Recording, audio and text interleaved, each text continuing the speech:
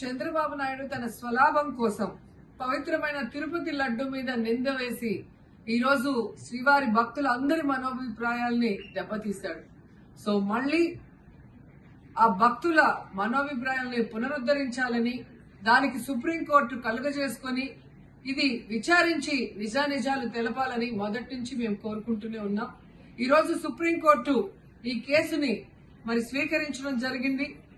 ఈ కేసులో సుప్రీంకోర్టు కనుక కరెక్ట్ గా విచారిస్తే చంద్రబాబు నాయుడు అన్కో చేసిన అబద్దాలు ఖచ్చితంగా బయటకు వస్తాయి. ఎందుకంటే మీరే చూశారు, చంద్రబాబు నాయుడు లాంటి వాళ్ళు ఒక సీఎం స్థాయిలో ఉండి తప్పు జరిగిందా లేదా అని విచారణ చేయకుండా, ఎటువంటి సాక్ష్యాధారాలు లేకుండా కేవలం జగన్మోహన్ రెడ్డి గారిని టార్గెట్ చేయాలి, ఆయన మీద నింద వేయాలి, ఆయన్ని హిందువులకి దూరం చేయాలన్న ఒక దురుద్దేశంతోనే ఈ యొక్క కామెంట్ చేశాడు అనేది స్పష్టం కాబోతుంది. ఎందుకంటే ఈరోజు సుప్రీంకోర్టు ఈ కేసు తీసుకునేంత వరకు, ఆ డేట్ అనౌన్స్ చేసేంత వరకు సిట్ వేయనే లేదు. అంటే ఉన్నత స్థాయి విచారణ ఎక్కొట్టాలి, ఉన్నత స్థాయి విచారణ జరిగితే తాను చెప్పిన అబద్దం బయటపడుతుందన్న భయంతో సిట్ ని హడావిడిగా ఏర్పాటు చేయడం మనం అందరం కూడా గమనించాలి. మొదటి నుంచి మాకు సిట్ మీద ఎందుకు నమ్మకం లేదు అంటే, తన పరిధిలో ఉన్న సిట్ ని చంద్రబాబు నాయుడు వేస్తే ఆల్రెడీ తను ఒక జడ్జిమెంట్ ఇచ్చేశాడు కాబట్టి దానికి లోబడే అధికారులు అబద్దాలు మాట్లాడతారు, నిజాలు చెప్పరు.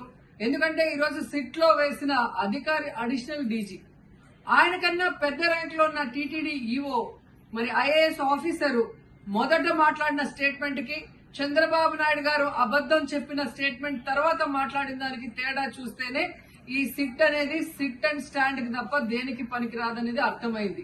అందుకే మేము మొదటి నుంచి అడిగాము, సుప్రీంకోర్టులో విచారణ జరగాలి, సిబిఐకి డైరెక్షన్ ఇచ్చి విచారిస్తే ఖచ్చితంగా మత కల్లోలాలు సృష్టించాలనుకున్న చంద్రబాబు నాయుడు అన్కో అందరికీ కూడా బుద్ధి చెప్పే అవకాశం దొరుకుతుందని. సో ఈరోజు విచారణ స్టార్ట్ అయింది. దీన్ని సిబిఐకి అప్పచెప్పి సిట్టింగ్ జడ్జి పర్యవేక్షణలో విచారణ జరిగితే ఖచ్చితంగా హిందువుల మనోభిప్రాయాల్ని గౌరవించిన వాళ్ళం అవుతాం, పునరుద్ధరించిన వాళ్ళం అవుతాం. లేకపోతే చంద్రబాబు నాయుడు వేసిన ఈ నింద పవిత్రమైన లడ్డూని తినాలా వద్దా, దీంట్లో కలిసిందా లేదా అన్న అనుమానంతోనే భక్తులందరూ కూడా ఈరోజు లడ్డూ తినకుండా వెళ్లిపోతుంటే ఒక తిరుపతి అమ్మాయిగా చాలా బాధేస్తుంది. ఈ రోజే అలగర్ కోయిల్ మదురై దగ్గర దక్షిణ తిరుమల చాలా పవిత్రమైన టెంపుల్. ఇక్కడ భగవంతుడిని కోరుకున్నాను, ఖచ్చితంగా సుప్రీంకోర్టు ఇన్వాల్వ్ అయి ఈ కేసుని విచారించాలి. తప్పు చేసిన వాళ్ళని, అలాగే అంటే తప్పుడు స్టేట్మెంట్ ఇచ్చిన వాళ్ళందరూ ఎంత పెద్ద పొజిషన్ లో ఉన్నా కూడా వాళ్ళని శిక్షించాలి అని భగవంతుడిని కోరుకున్నాను, సుప్రీంకోర్టుని కోరుకుంటున్నాను.